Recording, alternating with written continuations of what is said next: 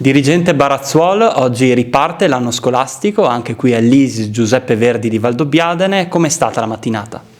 La mattinata è stata intensa e siamo appena all'inizio, ma non poteva essere diversamente perché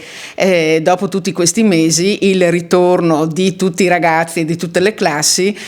con le nuove regole da rispettare naturalmente ha comportato delle misure organizzative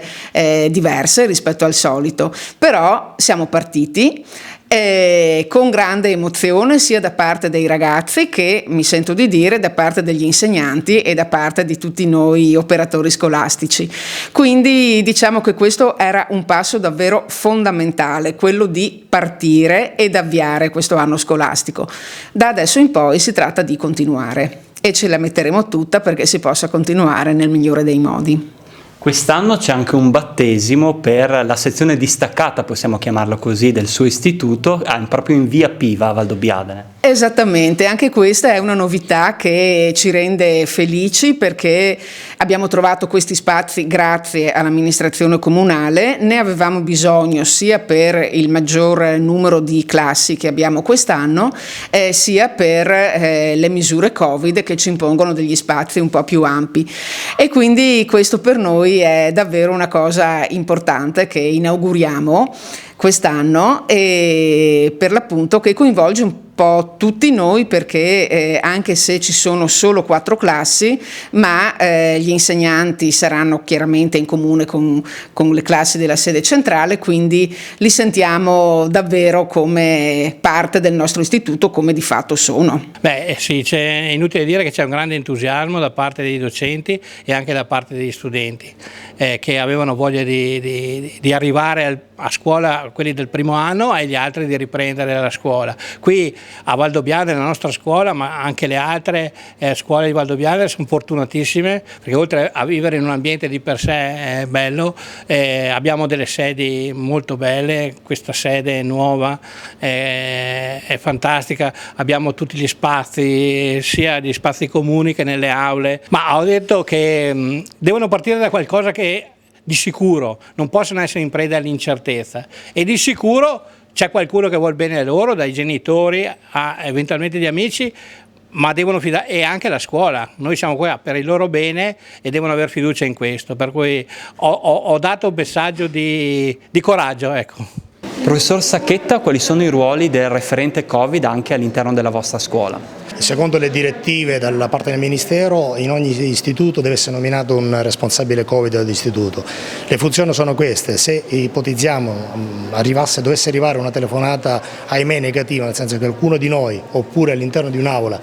quale uno studente o un docente risultasse positivo, l'ASL, l'azienda sanitaria locale del territorio,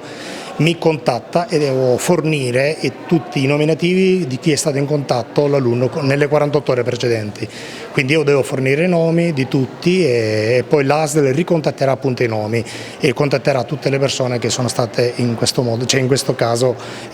sospette Covid, contagiate dall'alunno positivo. Quindi io devo fornire nomi, devo fornire anche i nomi all'ASL di ulteriore delle assenze anomale, oltre il 40%, sono comunicazioni. Devo interfacciarmi col dirigente scolastico, devo interfacciarmi con l'RSVP, il responsabile servizi e prevenzione dell'istituto,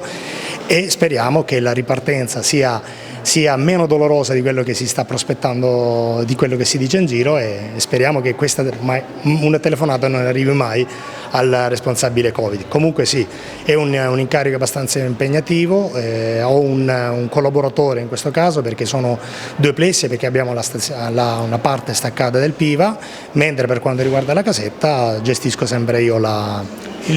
responsabilità, appunto la gestione del Covid dell'istituto.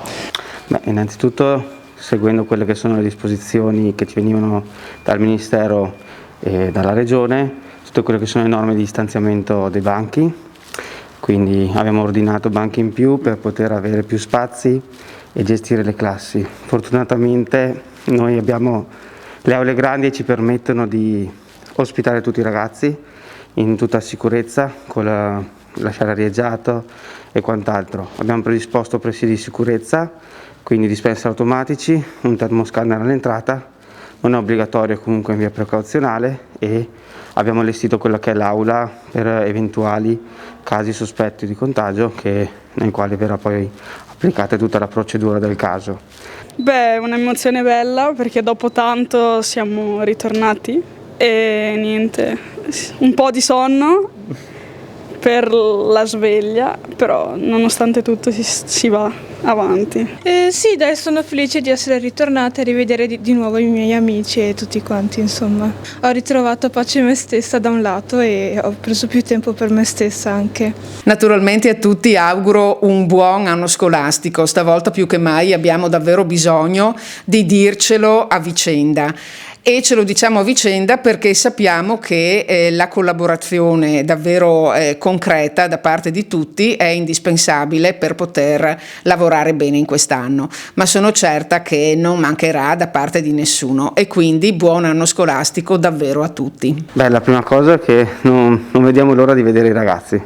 e oggi per fortuna li guardiamo in faccia, li chiamiamo per nome, vediamo come stanno, le loro reazioni, i loro sentimenti, e questa è la cosa più interessante. E soprattutto poi le norme ci siamo noi, i ragazzi hanno voglia di entrare a scuola, quindi credo che questo ci aiuterà anche nel chieder loro più attenzione che in passato. E rispetto a questo poi abbiamo, come dire, la cura per noi e per i ragazzi che tutto l'anno scolastico sia un successo e quindi ci auguriamo il meglio.